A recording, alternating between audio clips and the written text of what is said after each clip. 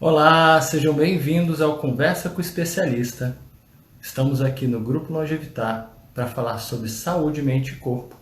E hoje teremos o grande prazer de falar sobre as 5 leis biológicas. Receberemos hoje o fisioterapeuta osteopata, mestre e doutor pela Unicamp e coordenador acadêmico das 5 leis biológicas Brasil, Vinícius Stefanelli.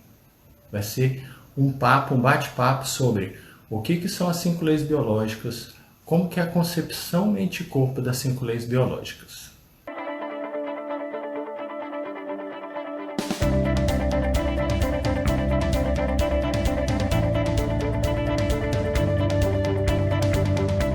Ah, bem-vindos, bem-vindos. Vamos chamar o Vinícius para a gente começar a nossa live sobre as 5 leis biológicas, como que funciona na saúde mente e corpo.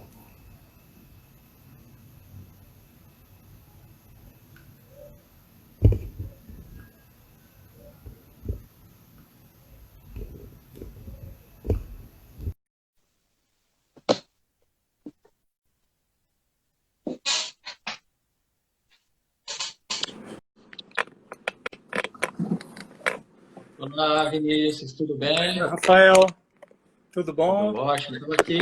Estava aqui apresentando você, falando um pouco da nossa live do Conversa com o Especialista, com você, um mestre e doutor aí pela Unicamp, coordenador pedagógico, acadêmico, perdão, lá do 5 Leis Biológicas Brasil, que vai ser um bate-papo bem interessante, estava falando para o pessoal, um bate-papo bem interessante para eles entenderem um pouco o que seria as 5 leis biológicas, como que funciona tudo.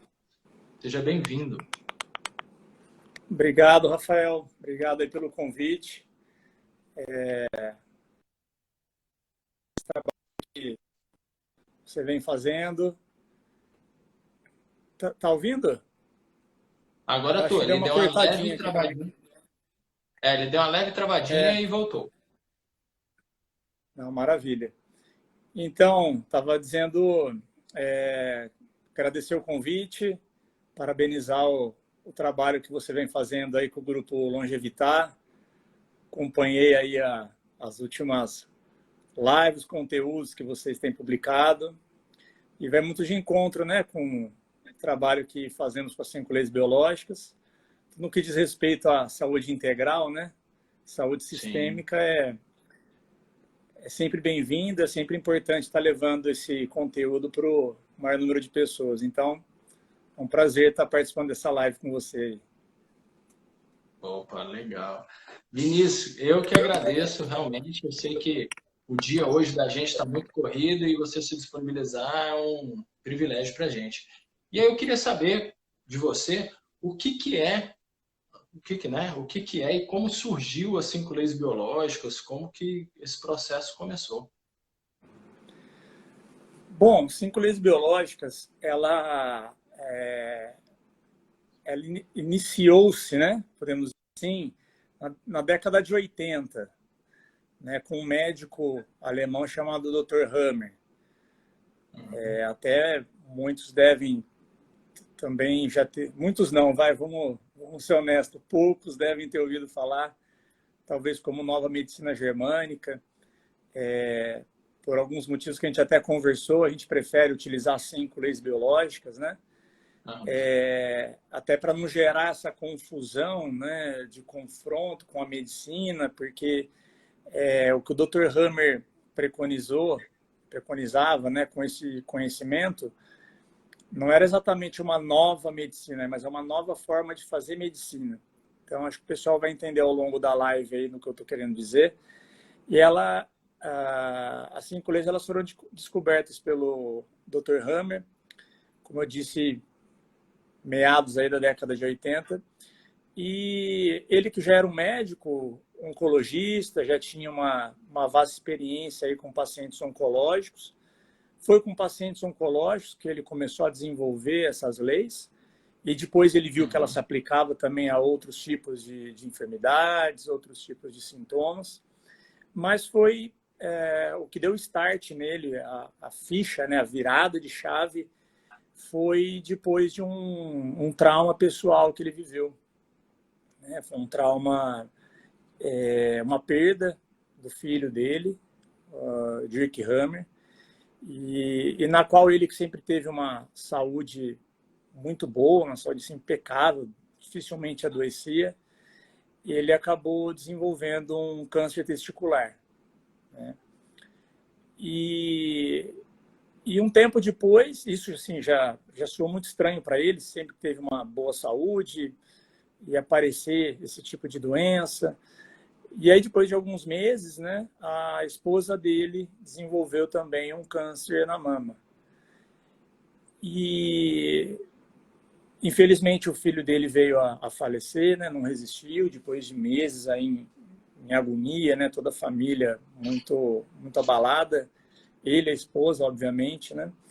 E então o Dr. Hammer, ele achou uma coincidência muito grande, ele e a esposa, que nunca tiveram tido nenhum problema de saúde assim grave, apresentarem o desenvolvimento de um câncer depois desse evento da morte do filho. Então ele pensou, poxa, eu no testículo, a minha esposa na mama, né? Dois órgãos aí que têm uma relação, o testículo reprodutora e a mama, né, com um vínculo muito assim afetivo, né, materno. E aí, o que ele começou a fazer? Começou a investigar dentro da clínica, do consultório dele, né, e principalmente no hospital que ele trabalhava, mas os arquivos, os exames, os prontuários dos pacientes que ele tinha atendido com esse mesmo tipo de câncer. E ele, para surpresa, começou a ver muitas coincidências, né? Ele viu que a maioria dessas pacientes com câncer de mama também tinham tido perdas de entes próximos, de entes queridos, né? O que, nas palavras do Dr. Hammer, né, membros do grupo, bem biológico, né? Então, membros daquele mesmo grupo. Então, ele viu que eram normalmente filhos, ele viu que normalmente estava relacionado com pai e mãe, com marido, com, enfim, irmãos, pessoas que faziam parte daquele grupo. E aí foi que ele começou com base até na própria vivência, né, durante todo esse processo. Infelizmente, a esposa dele não resistiu também, mas ele resistiu. E foi graças a toda essa experiência, somado à investigação dos casos que ele já tinha atendido, e que, ao final de toda a trajetória dele, todos os estudos, ele já tinha investigado mais de 30 mil casos de pacientes, todos assim documentados, todos com exames de imagem, e todo o acompanhamento ao longo de cada um desses casos. Então, a partir disso, ele foi descrevendo essas 5 leis, né? E cada uma tem todo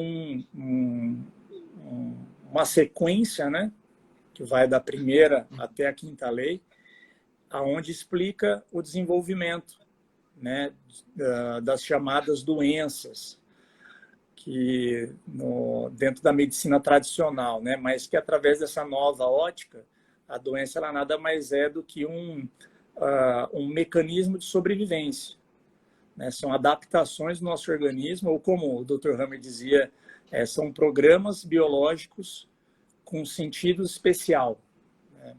Ou seja, tem um sentido para que elas venham a se manifestar. Então, pode-se dizer que a 5 leis ela é uma mudança tremenda de paradigma, né? E principalmente dessa relação saúde e doença, porque a partir dessa ótica, a doença ela deixa de existir, ela deixa de ser essa afecção ou essa malignidade, né, como alguns ainda a enxergam, e ela passa a ser um mecanismo de sobrevivência, né? Então, acho que basicamente, de uma maneira bem resumida, a gente pode ir aprofundando ao longo da live, mas deixa eu encerrar minha fala para você poder falar um pouquinho, senão aqui a gente vai embora, né? Não, mas eu tô aqui para te ouvir mesmo. Eu tô querendo, eu e todo o nosso público aqui tá aqui para te ouvir mesmo, como especialista na área. o que me deixou marcado aí dessa sua fala, então, é que a gente deve ter uma mudança de ótica mesmo sobre a doença, né? A doença não como um prisma de algo maléfico, e sim como um mecanismo de defesa e um mecanismo de cura, né? Isso. E a partir dessa ótica, onde a doença nada mais é do que um mecanismo de adaptação, e um mecanismo de adaptação assim, muito preciso e que foi sendo desenvolvido ao longo, né, de milhares e centenas de anos, aí, não é algo recente. Né? A ótica de que ela é má, né, essa relação meio não, totalmente polarizada, né, de saúde e doença, de bom ou ruim, isso é algo muito recente em termos históricos da nossa existência aqui, né, na Terra, o nosso desenvolvimento desde os nossos ancestrais. Então, foi ocorrendo uma série de mudanças, de uma evolução em termos biológicos. Então, a 5 leis ela está pautada principalmente, né, na filogenia, que é o desenvolvimento das espécies, desde da época, né, dos ancestrais, dos anfíbios, da passagem do mar para a terra, toda a adaptação que foi ocorrendo ao longo depois dos nossos ancestrais, né, os macacos, enfim, os mamíferos, de uma maneira geral. E o que é muito interessante é que esse comportamento, né, das 5 leis é muito bem observado também nos animais, na natureza em geral. Né? E esses mecanismos biológicos eles ocorrem de uma maneira muito precisa. O ser humano que é um pouquinho mais complexo, né? Porque aí já entra a racionalidade, aí já entra todo um contexto de crenças, já entra um contexto cultural, né, da sociedade, o que uma sociedade prega, acredita. Então a gente acaba sendo, vamos dizer assim, contaminado, né? Intoxicado por essa visão um pouco mais moderna, mas que, se a gente olhar pela ótica da biologia está tudo certo. É um processo, né? E que, se respeitado, ele tende a decorrer de uma maneira natural. Tá? Mas, assim, para a gente... Deixa eu dar um oi para o pessoal aqui. Começou a entrar um pessoal conhecido, lá os alunos nossos das 5 leis. Tem um pessoal da osteopatia aí também. Inclusive, em Brasília tem bastante, né, Rafael? Em Brasília tem bastante osteopata. Aqui a formação é bem... A gente está com bastante gente fazendo formação. O número de alunos aqui é bem grande. A osteopatia aqui está sendo uma coisa que está começando a crescer bastante. E quanto mais a gente estuda, você também é osteopata, quanto mais a gente estuda osteopatia, mais a gente quer outras fontes de conhecimento, outras fontes de informação. Aí vem as 5 leis biológicas, né? Que vem fechar, eu acho, com uma chave muito bacana. Até uma das coisas que eu e o André conversam bastante, né? Linkando um pouco com a história da osteopatia, porque o Steel ele falava muito da relação corpo, mente e espírito, né? Porém, ele pouco deixou sobre as relações com a mente. E a gente encontrou, né, nos descobrimentos do Dr. Hammer assim, uma vasta biblioteca aí, né, de manuscritos dele, fazendo essas correlações de uma maneira muito precisa. Então, veio para, pelo menos para nós, né, preencher essa lacuna que a gente encontrava dessa relação de corpo e mente. E que vocês vêm, né, nas últimas lives aí conversando bastante a respeito. Isso. Mas, voltando... Pode falar. Oi? Não, pode falar. Pode falar. Eu ia retomar as 5 leis. Não, eu ia perguntar para você, então, justamente nesse ponto, né? A gente falou da osteopatia, falou que realmente é um grande complemento da osteopatia, as 5 leis biológicas, por ter essa relação da mente. E aí eu queria que você falasse um pouco para a gente como que as 5 leis biológicas veem essa relação da mente com o corpo, como que nas 5 leis essa associação é feita, né? Uhum.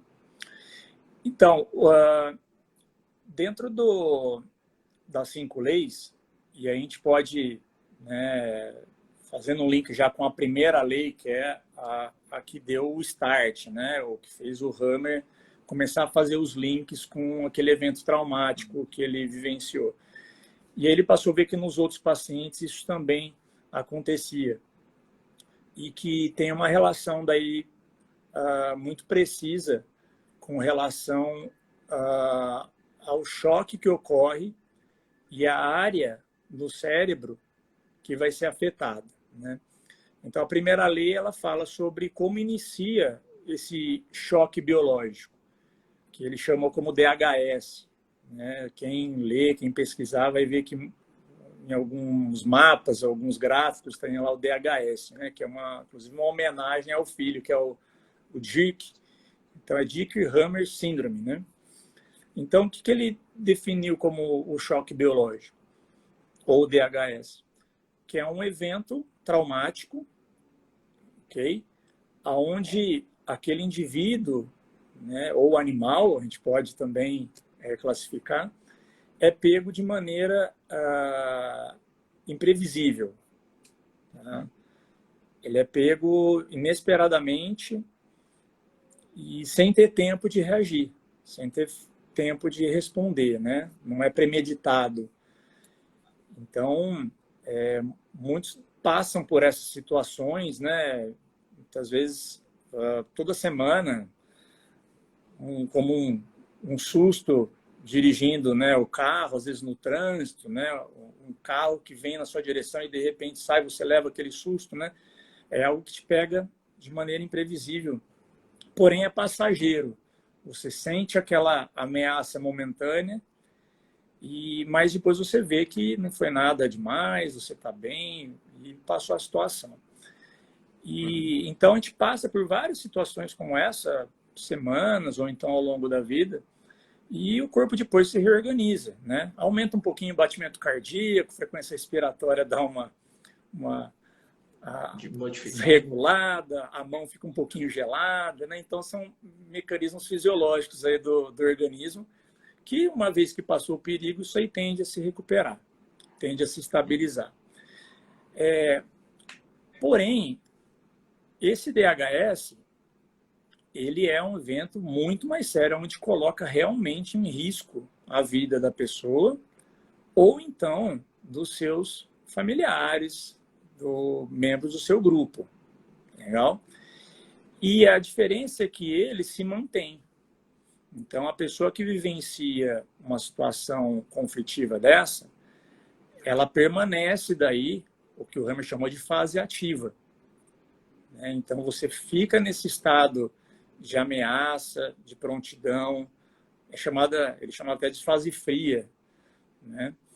E aí, dependendo da percepção que a pessoa teve desse evento, e aí podem ser os mais variados, porque aí tem muito a ver com a visão de mundo, com a crença da pessoa, com a questão cultural que eu estava comentando, né? O que é traumático para mim pode não ser para você, né? Que pode também não ser para Maria, ou digamos que seja traumático para mim, tá? E para Maria também. Porém, para mim teve um sentido biológico. Para Maria pode ter tido outro, né? A perda de por exemplo, uma mãe, para mim tem um sentido. Para Maria pode ter outro, né? Eu posso ser totalmente dependente da minha mãe, né?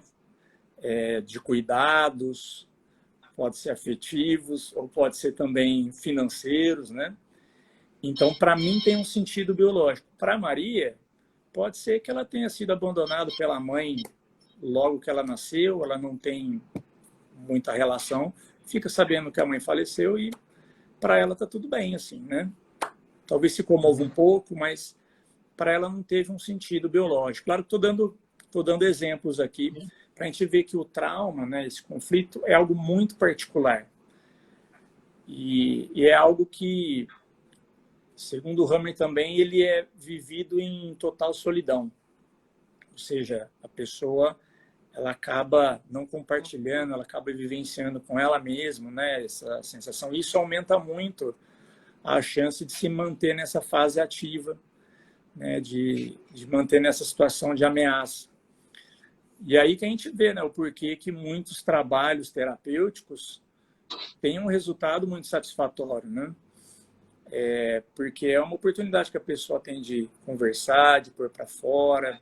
Tem até muitos estudos que mostram o quão benéfico é as civilizações, né, ou os países onde tem muito essa cultura do viver em sociedade, do viver em grupo, de você poder contar com alguém, com um amigo para poder conversar, ou no momento de dificuldade, né, você poder ter a quem recorrer, por exemplo, para pedir um dinheiro emprestado. Então, tem alguns estudos, até esse é muito interessante, é da Universidade de McGill, e mostra o porquê que uma determinada cidade lá da região da Itália tem tantos centenários, né? E tem uma saúde tremenda. E a conclusão que ela chegou é essa, né? É você poder contar com o próximo, você ter pessoas próximas. Então, vai muito de encontro com o que o Rami também descrevia nessa primeira lei, tá? O impacto da pessoa vivenciar isso em total solidão. E aí o que o Rami também descobriu, e aí a gente entra um pouquinho na segunda lei, mas é que essa situação, ela vai durar até o momento em que a pessoa consiga resolver isso, né? Ou seja, quando aquele perigo ele deixa de existir, ou então ele amenize, deixa de colocar em risco a vida da pessoa, né? E aí nessa segunda lei ele fala que, passado isso, a pessoa entra na chamada fase resolutiva, né? ou PCL, que é a pós-conflitiva, ou seja, passou aquela situação ameaçadora, a pessoa ela entra nessa fase que é a fase de reparação. E que é a fase onde aparecem os sintomas. Olha que interessante. E o pessoal deve, né, principalmente quem tem filho. Eu nem sei se tem filho, Rafael. Eu tenho 3. Tem 3? Ixi, então você está calejado. Mais eu que vi que diz uma não é de 3. Então você deve ter vivenciado muito isso, mas porque os filhos é uma baita de uma escola, assim, né? Porque eles são muito biológicos, né? Principalmente na primeira infância, a resposta é muito biológica, é muito na observação, no contato, no que você faz, e pouco no que você fala, né? É pouco racionalizado. Então, os pais aí, eu gosto de dar esse exemplo, porque é muito nítido. Quando vai para a escolinha, né? Lá na primeira infância, foi para a escolinha, é uma situação nova, uma situação ameaçadora, né?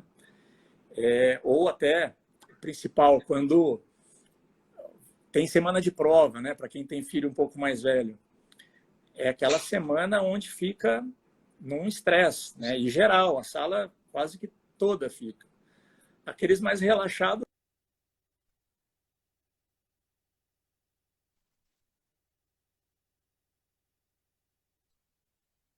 Deu uma cortadinha. Vinícius, você me escuta? Vinícius? Voltou? Deu uma falhada aí quando você falou. Os mais relaxados, aí parou. Tá. Não, eu brinco que os mais relaxados, né? Que não se preocupa tanto com nota, não se preocupa em provar para o pai e para a mãe se foi bem ou não, né? Esses não entram tanto nesse nível de estresse de prova, né? Mas aí o que acontece? Passada a semana da prova, o que acontece na semana seguinte? Mais da metade da sala está doente, né? E aí que entra essa visão, né, de adoecimento, onde linkam que provavelmente um ficou doente e passou para o resto da turma, né? Então pensam muito nessa relação de contágio, mas o que acontece é que passou aquele período de estresse, né? E aí a maioria da sala entra em relaxamento. E aí é a hora que o corpo vai ter que se recuperar. Entende? Isso pode acontecer também em diversas outras situações, né? Um ritmo muito intenso de trabalho, isso acontece a síndrome, né, pós-férias, onde quando entra de férias, né? Porque você rala pra caramba para conseguir terminar e poder viajar, e aí a hora que você vai para a viagem, você relaxa, pum, fica doente. Então, muitas pessoas já vivenciaram isso. Você deve notar isso também com seus pacientes, com seus alunos, aonde vai viajar para um trava-coluna.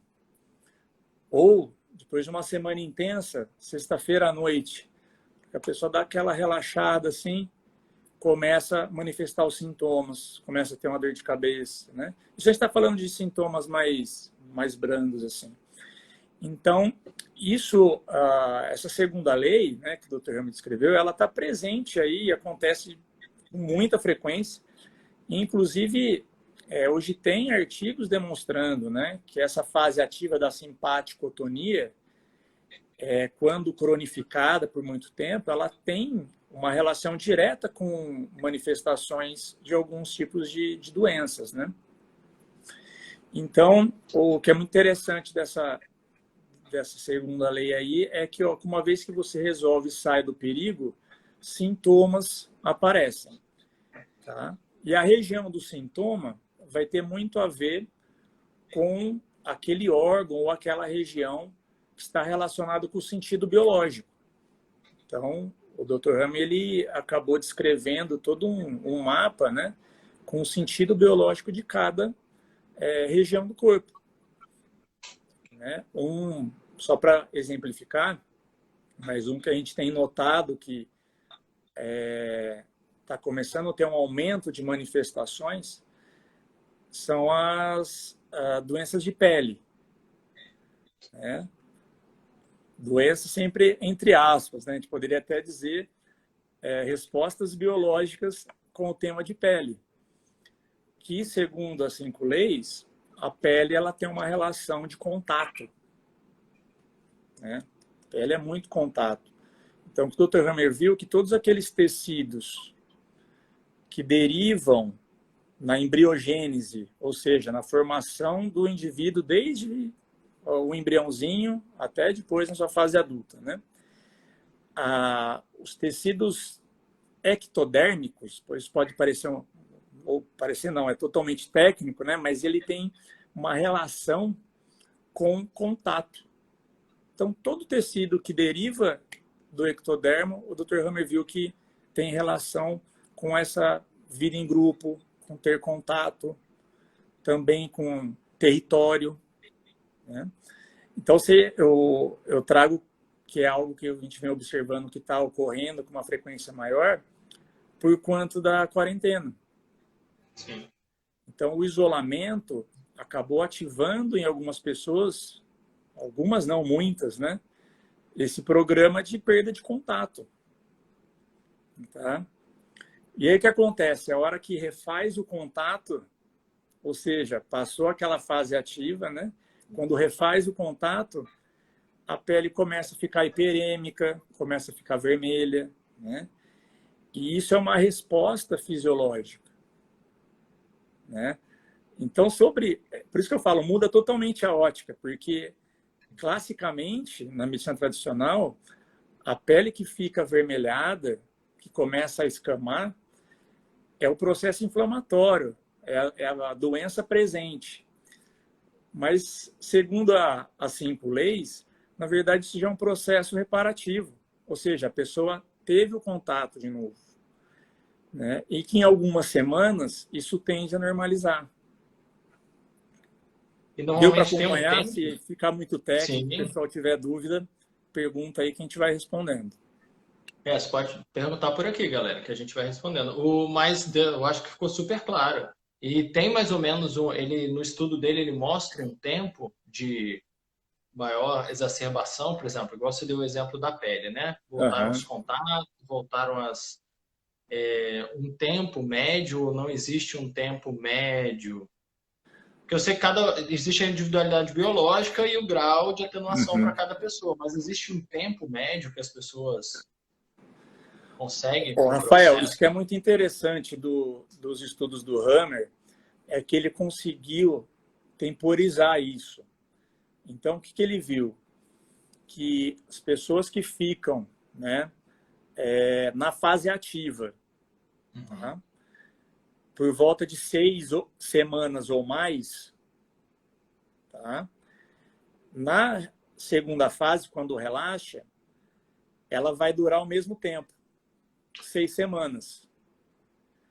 Se a fase ativa durou uma semana, a fase depois de recuperação vai ser mais uma semana, entende? Legal. E isso dá muita, vamos dizer assim, tranquilidade, né, a partir dessa ótica, porque se você consegue identificar o que desequilibrou, que também é um outro mito que tem dentro das 5 leis, você precisar descobrir o que causou, né, o trauma. Então, muitas vezes não tem como encontrar, mas através dos sintomas, da aparição deles, a gente consegue ter uma ideia, tá, de quando a pessoa relaxou, e aí é possível fazer os cálculos, né? Seja 3 semanas numa fase mais intensa de sintomas, tem a chamada PCLB, que é uma segunda etapa desse relaxamento, onde já não tem tanto sintoma, né? Então, essa fase daí de relaxamento, de resolução, ela tem tem algumas características, né, sintomáticas, que é a presença de dor, é a presença de processo inflamatório, febre, né, a pessoa tem muita fome. Então, são sintomas onde que você identificando isso, é possível saber que ela se encontra nessa fase, né? E aí existem as mais variadas estratégias para atuar com isso, né? Então, cada profissional dentro da sua área consegue, com as suas ferramentas, trabalhar da melhor maneira possível, porque a 5 leis ela não é uma técnica de tratamento, ela é um conceito, é uma ciência que, através dela, os mais variados profissionais e também pessoas, né, leigas, tecnicamente falando, podem também se beneficiar. Elas podem adquirir, né, o conhecimento e passar a observar isso no seu dia a dia, nas relações com seus filhos, com as pessoas próximas, né? Então, ao contrário que muitos pensam também que a 5 leis é uma técnica de tratamento, não. Sim. A partir desse conhecimento, a partir dessa ótica, cada profissional consegue atuar com as suas ferramentas, né, de uma maneira muito mais precisa. E deixa eu te perguntar, você falou de pais que conseguem usar com os filhos, então ela não é uma técnica ou uma ferramenta de trabalho, ou seja, que seja só para profissional de saúde. Uma pessoa, por exemplo, os nossos alunos que estão assistindo aqui, os nossos pacientes, eles conseguem também fazer o curso e mudar muitas dessas estratégias neles mesmos. A gente vai ter mais ferramenta. Sou osteopata, Uhum. sou osteopata, a gente vai ter mais ferramenta de trabalho, mas é uma coisa que qualquer pessoa, não precisa ser da área de saúde, pode ter muitos benefícios estudando as 5 leis biológicas. Pode, e até assim, é uma diferença tremenda, né? Aquele paciente que a gente atende que se desperta para isso, que começa a ler, começa a pesquisar, começa a observar, porque o profissional ele é um facilitador, né? Ele mostra o caminho, é preciso que faça sentido para a pessoa, para o indivíduo, e ele passe a observar isso no seu dia a dia, né?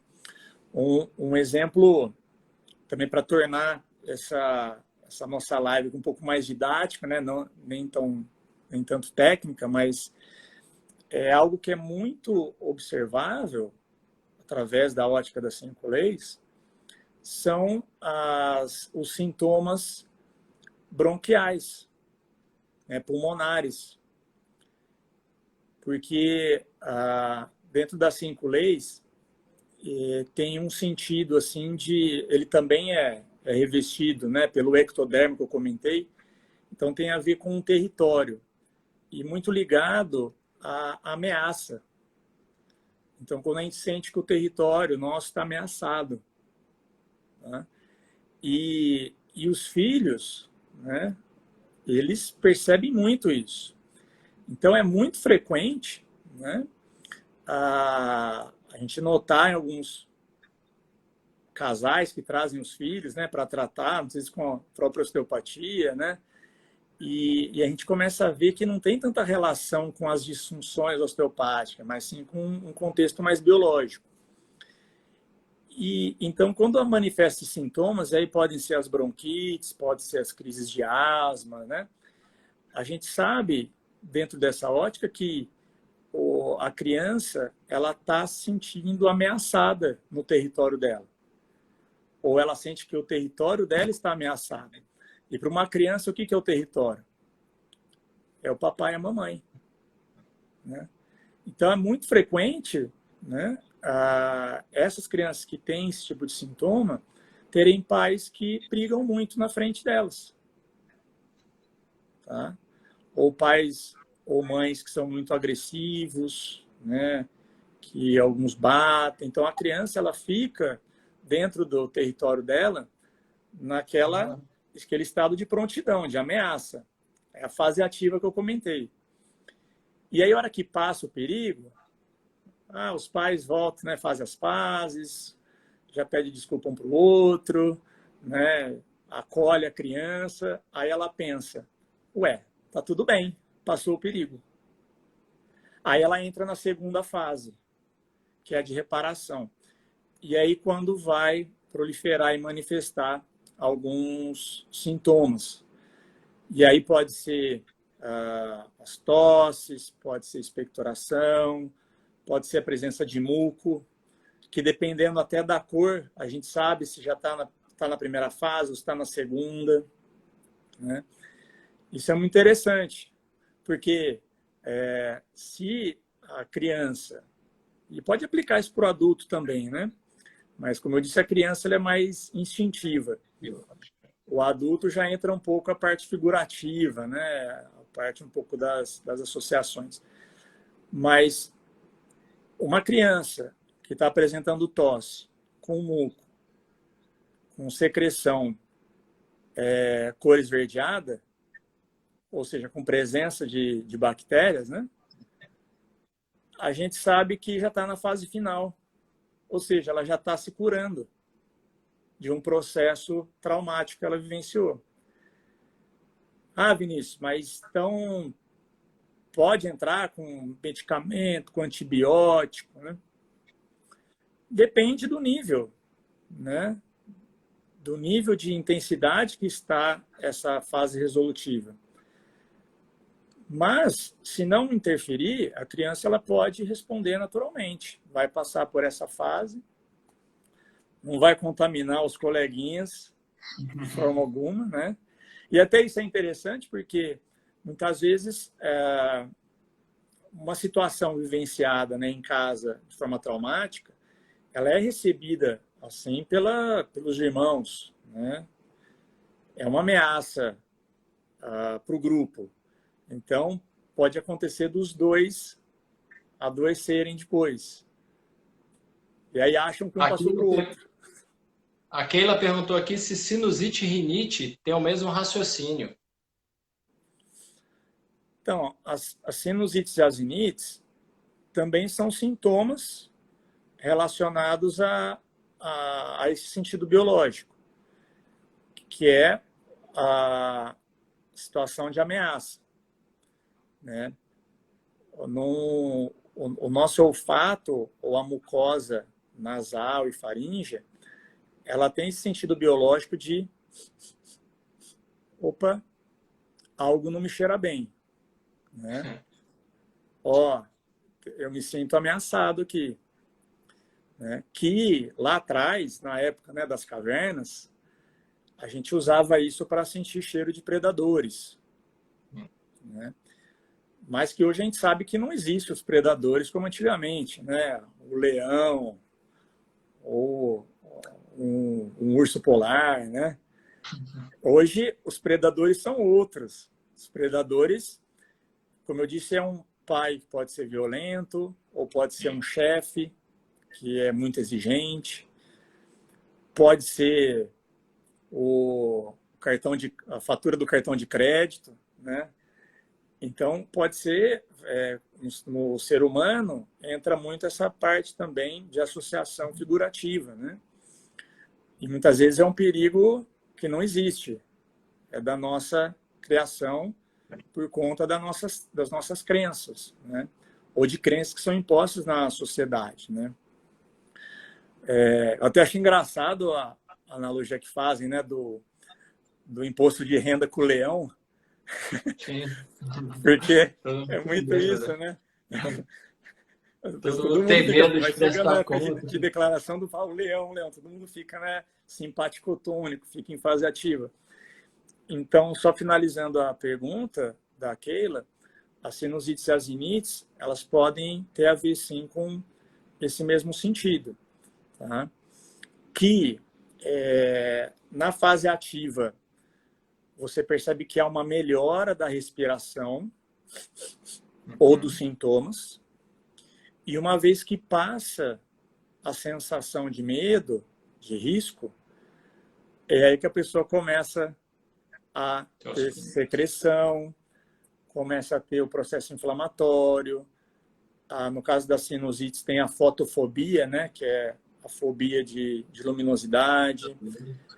Pode ter algumas dores de cabeça relacionadas à sinusite. Pode ter também as crises de espirro, né?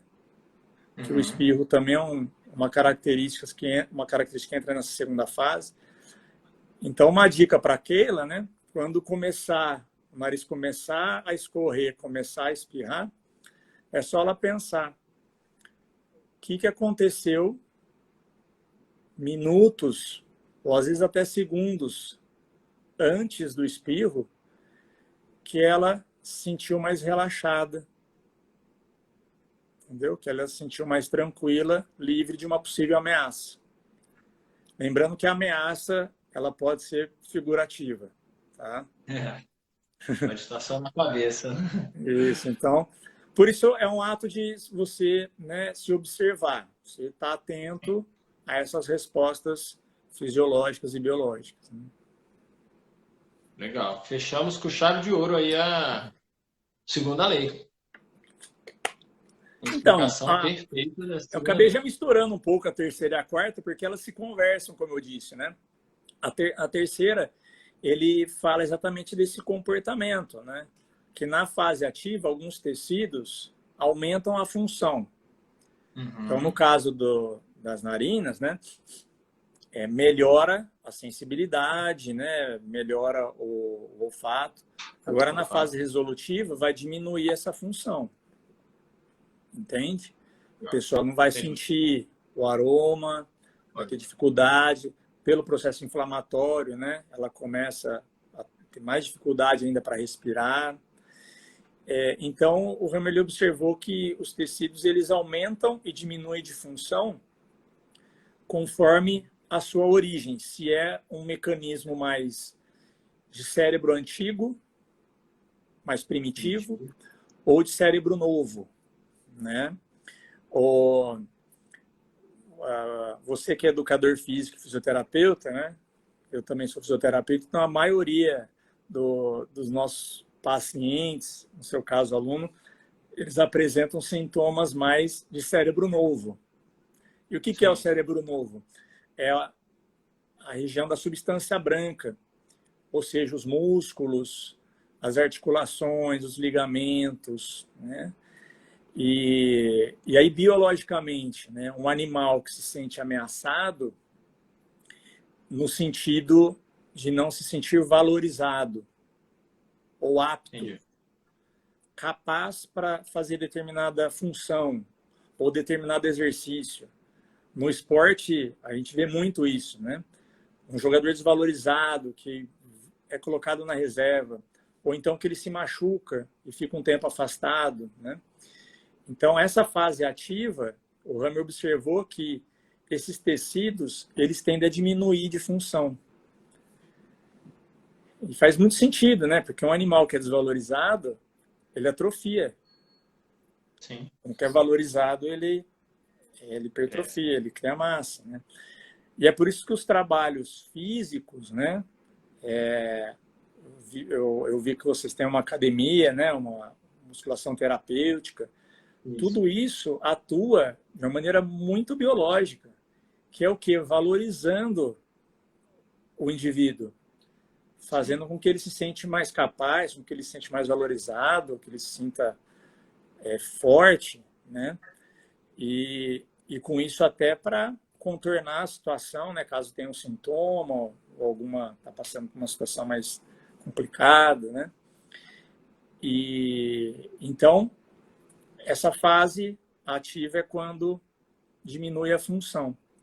E a fase reparativa é a hora que a musculatura retoma a atividade, né?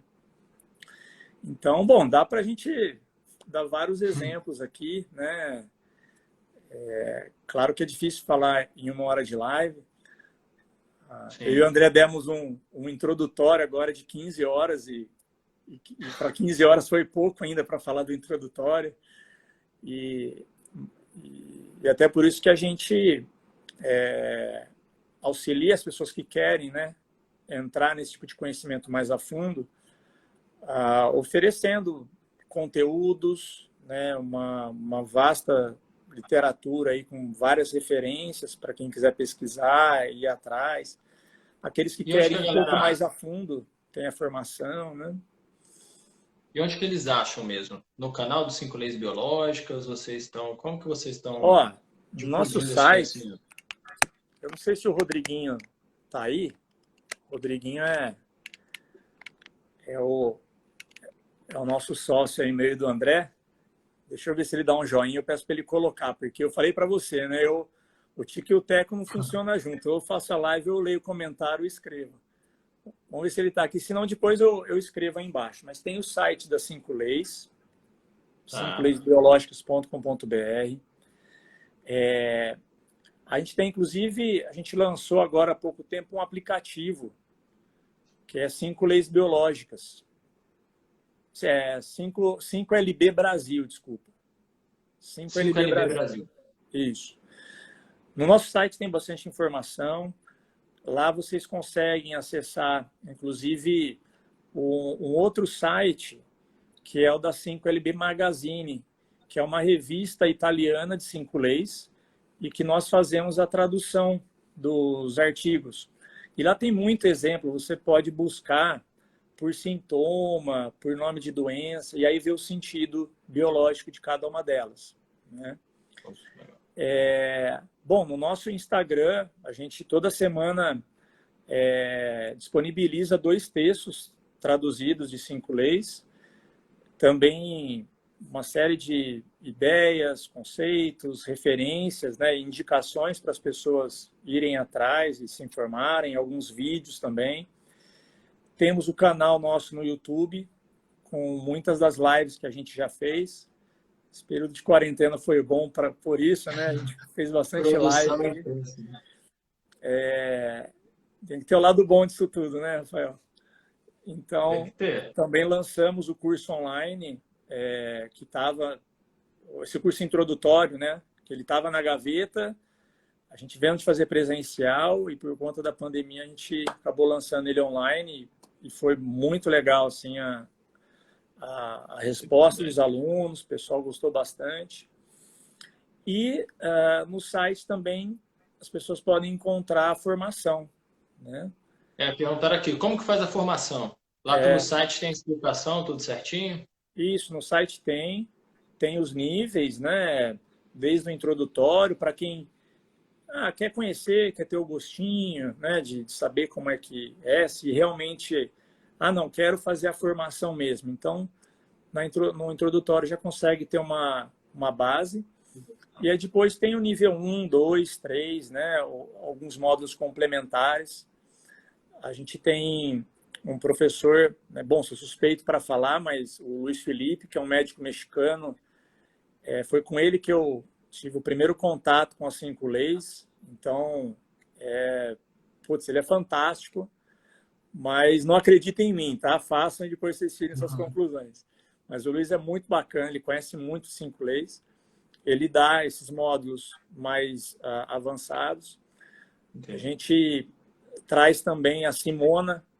A Simona é uma terapeuta italiana que foi aluna do Dr. Hammer, né? Também já trouxemos o Mark Pfister, que também foi aluno, trabalhou por muito tempo com o Hammer. Então, o que a gente pode oferecer para os alunos, né, do mais próximo aí da fonte, a gente oferece, né? E o pessoal pode encontrar nesses sites, né, nesses canais aí de comunicação nossos que tem bastante informação. E eu fico à disposição também, né? Quem tiver alguma dúvida, quiser mandar um direct. Eu tô pelo das 5 leis, mas o meu Insta Vini Stefanelli também fico à disposição para quem quiser conversar. E legal demais. Não sei se ficou mais alguma pergunta. O Rodriguinho não está online, eu vou escrever aqui embaixo enquanto a gente vai conversando. Tá. Eu acho que ficou muito prático, assim, de entender mesmo assim, né? As 5 leis, mas você podia falar de uma forma que a gente explicou tudo bem. Você foi muito feliz na sua explicação, mas eu acho que a gente podia colocar agora, Vinícius, assim, como se fosse um resumo mesmo para o pessoal, como se fosse uma sequência, né? Porque a gente falou tudo e a gente podia colocar, por exemplo, as 5 leis biológicas mesmo, elas têm as 5 leis, que é a primeira, né? Aí você é muito melhor para falar do que isso do que eu. A primeira lei realmente é quando tem o estresse, a segunda quando sai do momento de estresse, tem a da ativação, depois... Então, dá uma... Vou fazer uma síntese, então. Vamos lá. A primeira é o que inicia, né, a chamada doença. O que inicia o processo de desequilíbrio, né? Não dá nem para dizer a doença, porque, como eu disse, muitas acabam aparecendo na segunda fase, mas o que inicia o processo. Tá? A segunda é como se comporta o processo. Então, se está na primeira fase, né, é estado de alerta, de ameaça. A segunda fase já é resolutiva. Legal? Bom, a terceira fala sobre como se comportam os tecidos e os órgãos, né? Aí já é um pouco mais técnico, né? É importante para o profissional poder fazer o diagnóstico e tudo mais. Então, se está na fase ativa, ele sabe que determinados tecidos vão se comportar de uma maneira, ou aumentando ou diminuindo a função. Tá? Já na fase resolutiva, a mesma coisa. Alguns tecidos vão aumentar de função e outros vão diminuir. Tá? A quarta lei, o Hammer ele fala sobre a participação dos micróbios, né, naquela segunda fase. Então, na verdade, o que os micróbios vão fazer? E a gente está falando de vírus, bactéria, de fungos. Eles vão ajudar a processar, né, a absorver toda aquela alteração tecidual dos tecidos e dos órgãos que ocorreu na fase ativa. Eles vão reparar, eles vão ajudar a recuperar para que depois o indivíduo, né, o animal, ele possa entrar na chamada normotonia, ou seja, com as funções normalizadas. E a quinta lei, ela faz uma síntese de tudo isso. A quinta lei é o sentido biológico. Tá? É o sentido biológico o quê? Da pele, por exemplo, que é a relação com o contato, né? A relação de algum, por exemplo, o estômago, né? Que é o bocado, é a pessoa que quer pegar, né, o bocado para digerir. Que num termo bem biológico, né, mas bem biológico, é a comida.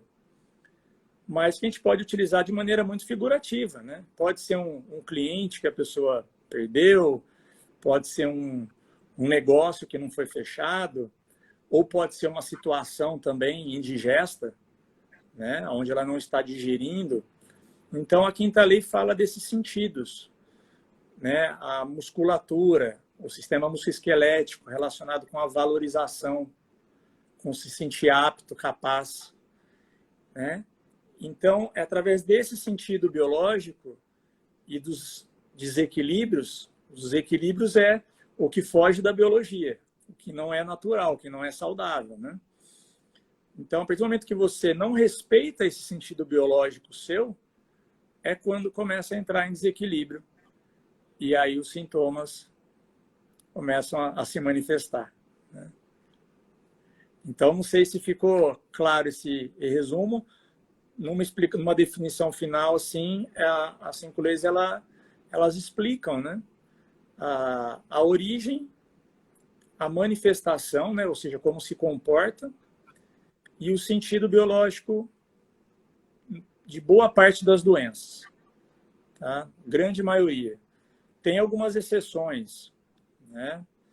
Tem algumas exceções que a gente não pode também, né, dizer que 5 leis é a panaceia que vai curar o mundo. Isso está longe de ser isso. Existe ainda muita pesquisa que precisa ser feita, existe muito assim, muitas discussões entre os profissionais, entre pesquisadores, para que ajude a compreender melhor esses descobrimentos. Não sei se ficou claro esse fechamento.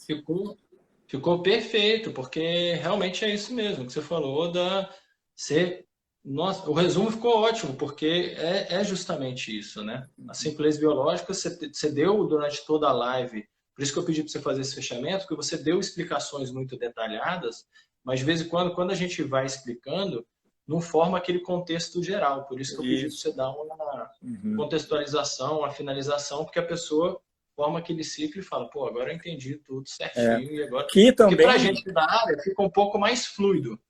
Para quem está chegando e conhecendo as 5 leis biológicas agora, tem coisas que parecem um pouco, na real, meio viagem, assim, né?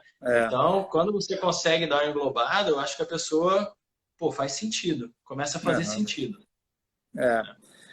E tem que, assim, como eu disse, ir se informando e pesquisando, né? Essas referências que eu deixei, as lives também, tem algumas lives que ajudam a elucidar bastante. E eu gosto de dando alguns exemplos, porque senão, né, fica uma coisa muito teórica. Então, eu acho que dá alguns poucos exemplos. Gostaria de ter dado mais, né? Mas eu acho que já deu para ter uma ideia de como a gente consegue fazer essa leitura, esse diagnóstico, né?